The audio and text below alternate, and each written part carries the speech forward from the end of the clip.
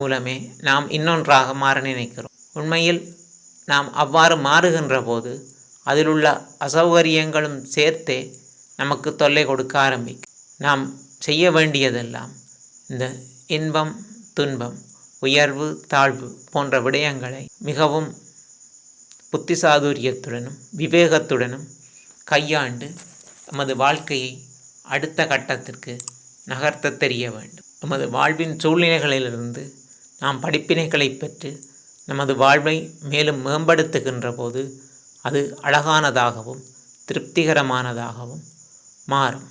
தமிழில் ஒரு பழமொழி உண்டு, இக்கரைக்கு அக்கறை பச்சையான். அதன் பொருள் நம்மிடம் இல்லாததொன்று நமக்கு கவர்ச்சியானதாக தெரியும். உண்மையில் பச்சை அக்கறையில் மட்டுமல்ல இக்கரையிலும் உண்டு. இதன் அர்த்தம் நாம் எதனையும் புதிதாக செய்யக்கூடாது என்பதல்ல.